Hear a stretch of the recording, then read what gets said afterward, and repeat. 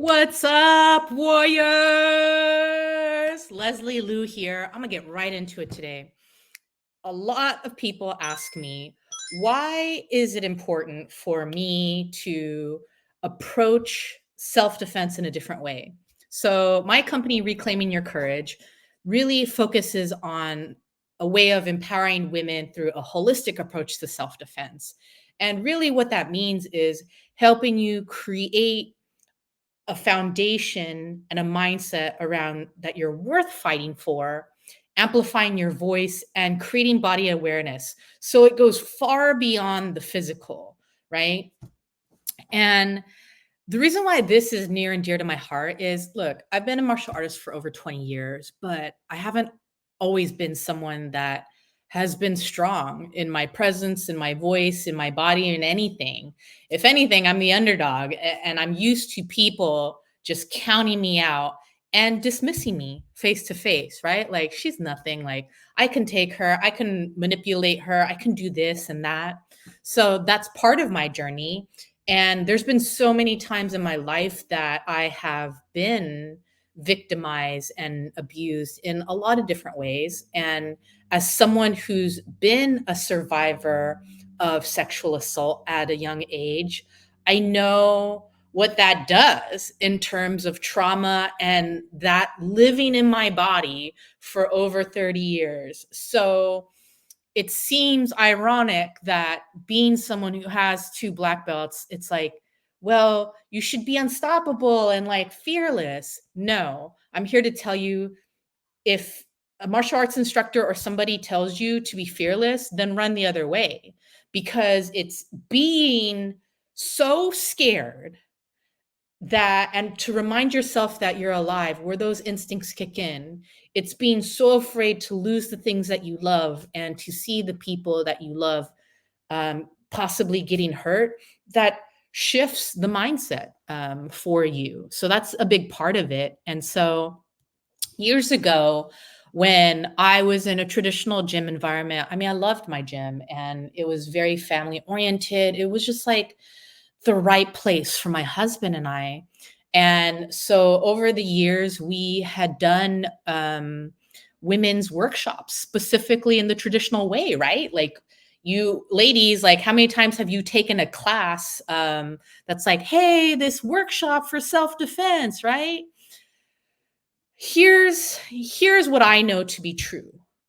When I was confronting the things that have happened to me, right, and really starting on a healing journey, I learned that it wasn't linear. Like, you cannot just go from point A to point B. Like, hey, I want to be better, and that.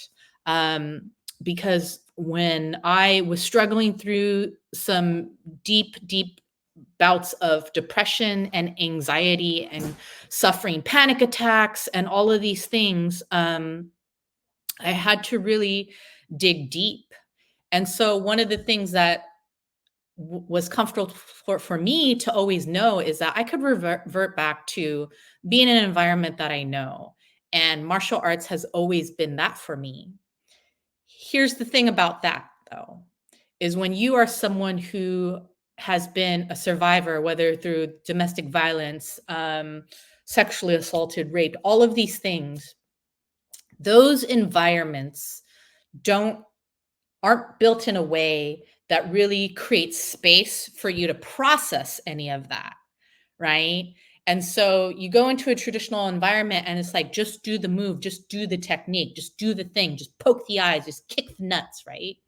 And so I know for me, there were so many blockages along the way, and and so much inner critic dialogue of like, I'm not good enough, I'm not strong enough, that really held me back from reaching my potential and doing the moves.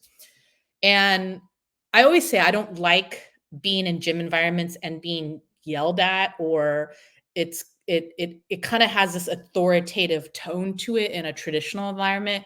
I'd say to do this and then you should do it, and without any question. And most of my life, is how I have always been programmed to be, is like, respect the men, respect the elders, respect the culture, all of this stuff. But I started to really question as I was learning certain things of like, hey, my brain doesn't really work like that, or this technique specifically isn't really working for me. So how can we find a different way to get to the same end goal? I didn't like certain male instructors. Like there's great male instructors out there, and then there's creeper male instructors, right? That don't ask you for consent before making adjustment or anything. And so I was very aware of that. And so I didn't really have anyone to for me and to process. And so I had to go away from gym environments and really, really focus on deep healing, right? I hired a great somatic memoir coach, went through therapy, did some deep modalities and spiritual work. To really, really concentrate on some intergenerational wounds to come back better in the gym environment and to start leading women in self defense. So, fast forward a few years, I started realizing things really quickly is that in a traditional environment, you have women in these classes and they're really empowered and they're like, I can kick so much ass now. And then what happens a week later or a month later, they forget what they learned and there's nothing empowering about that. And why is that?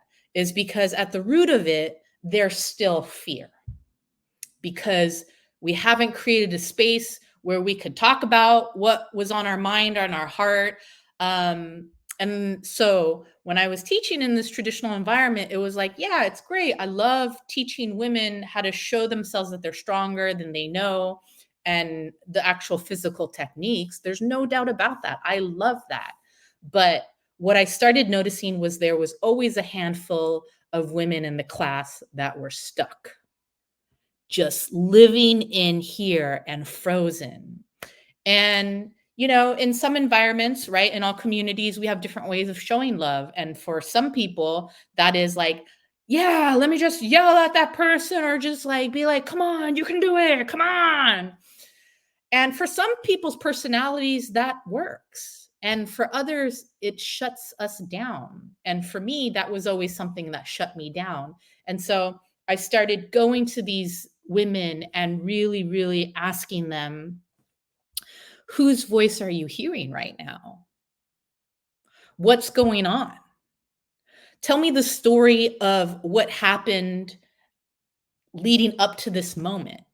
Right? I want to hear those stories. Like, you have to create safe spaces for communities. You have to ask the question around, well, how do you identify? And how does that intersect with the way that a potential attacker perceives you? And people are like, no one's ever asked me that. But it's an important component, right? So whether you're neurodivergent, disabled, right? Like you are part of the queer community, right? It's important to be able to create spaces and saying like, hey, yeah, like I was wildly uncomfortable in that class because I just had top surgery. And so the fact that I wasn't even asked around touch, right? Consent around touch was really bothersome to me. And it made me want to give up and not learn it. So I started hearing things like that. I started hearing things like, well, I'm an Asian chick. I'm 4'10". Like, there is no way I'm going to be able to protect myself. Right. So I started hearing all these and holding space for all these things. And so instead of just drilling and having women repeat technique over and over again, I feel like that's the easy part.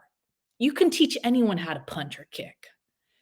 But if you don't teach them the oomph behind the kick or understand what drives them, you can't teach them to kick through the pad.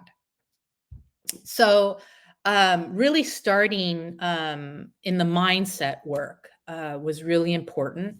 And then I had the honor of working with ladies that were really great coaches and saying, like, hey, you really have this strength of helping women find their voice, right? So, it's one thing for women to physically protect themselves, but I started to create activities around, like, okay, so what is too close for comfort for you? in terms of a physical boundary? And what would you even say to someone who crossed that boundary? And so there was a lot of hesitation for women in the room, right? Their throat chakras were just clogged because they've always grown up playing it small and not cultivating their voice. And so for me, it was a big proponent of my work. And so I spent years creating my MBV method, mind, body, voice, because I realized really quick that you cannot just have one or the other. You can't just have a strong voice and neglect your body awareness and knowing the basics and the foundational things. You cannot neglect your mindset and think like, I'm physically strong. I go to the gym. I'm so athletic. No, because the value you place on yourself is the thing that's going to help get you through when you physically cannot struggle with a guy twice your size for over 12 minutes. That's just a reality, right? Like self defense is not about going toe to toe with men. It's about doing enough to escape the situation and come back home to your loved ones. And so, in really, really nurturing women on the mat with this mindset piece, and was the exact same framework I had to take myself through, and it's the exact same thing that I use today when I'm struggling through so much. Is when we tapped into this mindset piece, when we tapped into helping women really speak up, right? When it came to physically protecting themselves, it's like we could translate that over to the workplace or in business. Because I had women come up to me and be like, I live in a great neighborhood. I don't feel physically threatened. Okay, if that's your experience, I appreciate that. But tell me, why is it that you can't advocate for yourself when those microaggressions occur in the workplace? Or what is holding you back from telling that toxic family member what your boundary is? Okay. So there's physical and there's non physical, right? There's no way around it, right? And so when I was supporting these ladies in this mind body voice type of way, and we spent maybe 2, 3 months on it, you guys, these women went from being frozen and scared to bats out of hell, like, roar, like more powerful than you could ever imagine. And that's why it's important for me to do this work, because I have seen women go from being frail and so like not vocal in any way to badasses, to women that are like, you know what? No, I don't like that. Or you know what? I deserve higher pay, right? I'm a valuable member of this company and this is what I deserve. Or maybe it's time for me to disconnect from that friendship because this person doesn't have the ability to be happy for me. It's important to me because these very skills that we teach at Reclaiming Your Courage can literally save your life. You will never see me advocate for poking in the eyes or kicking in the groin. I guarantee you that. If you want that, you can go somewhere else. But the reason why I do things the way that I do it is because I'm looking for a long term sustainable change for women to feel grounded, to rise, because when they rise, they're more inclined to pick up their other sister that has fallen and say, you know what? I found that strength and I want you to go with me, right? We're not here to compete with one another. And that's the type of world we need to be in. So that's a little bit about why, and I will share some more stories along the way. But I'd love to, if you're watching this on a replay or whatnot, hit replay and let me know what's resonating with you about this, because the way that we defend ourselves has to evolve, right? You cannot just stick to McDojo. You cannot just go to the strip mall situation and maybe you don't like that setup or you don't like the vibe and think, okay, well, martial arts or self-defense isn't for me, right? I'm here to tell you that there's other ways of self advocacy and finding your power and standing in your power. And that is what I'm here for. And that is what my company does is we help women at the root really ground themselves in love and courage. So when the time comes for you to have to physically manage distance, you'll have those skill sets, but that you have the mind and that you have the voice to be able to say, you know what? Enough is enough. I don't deserve this. I will prevail. I will be triumphant. Right. So I'd love to hear if any of this resonated with you.